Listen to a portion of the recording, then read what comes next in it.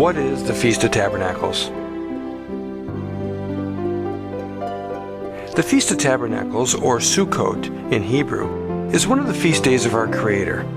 These feast days are very special holy days that were given to His people as described in Leviticus 23. Most feast days include lots of eating of special foods, and this includes not only physical foods that taste great, but also includes a healthy consumption of the spiritual food of the Word. The Feast of Tabernacles is held in the 7th month of the Hebrew calendar, which is the September-October timeframe according to the Roman calendar. This feast is technically 7 days long, however it is followed by an additional feast called the Last Great Day. This day is mentioned also in the book of John in chapter 7 verse 37, which our Savior gave a special message on, saying, "If any man thirst, let him come unto me and drink." To whom does the feast belong?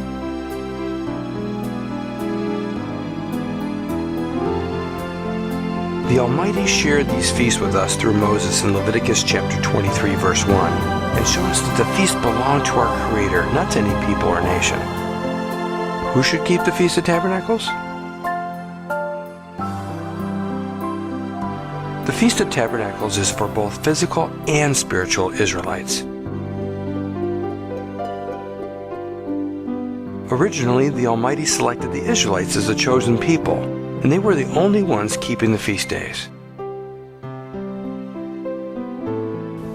The physical Israelites include the tribe of Judah, currently known as the Jewish people, and also the other 11 tribes of Israel as well. However, anyone who wanted to follow the laws of their Creator and live with the Israelites was also able to participate in the feast, whether they were Israelites or not. In the Ten Commandments, as listed in Exodus 20, we find in verse 10, when discussing the Sabbath, which is the first feast day, that even strangers dwelling with the Israelites were required to keep this weekly feast.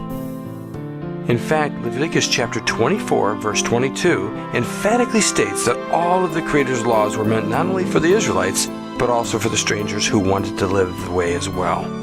In Hebrews chapter 8, verse 10, talking about the new covenant, it discusses the law being put into our minds and written in our hearts.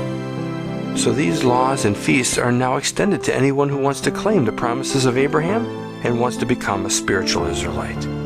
Lastly, at the end of chapter 14 of Zechariah, it talks about a future time when all nations in the world will eventually keep the Feast of Tabernacles and finally learn what wonderful things their Creator has to share with them.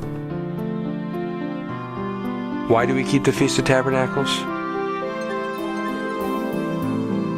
First, the Almighty has commanded them to be kept just as we have discussed. Do we really need any other reason?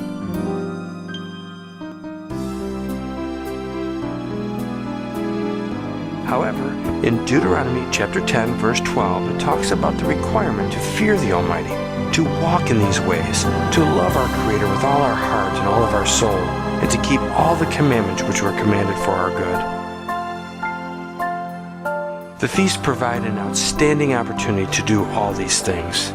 In Deuteronomy 14, verse 23, it states that when feasting, it is to be done so that you may learn proper reverence towards the Almighty always. This is done at the Feast of Tabernacles celebration.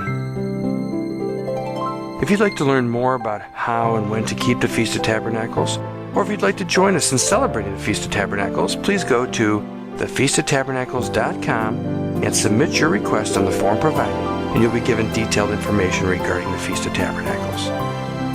Hope to see you there.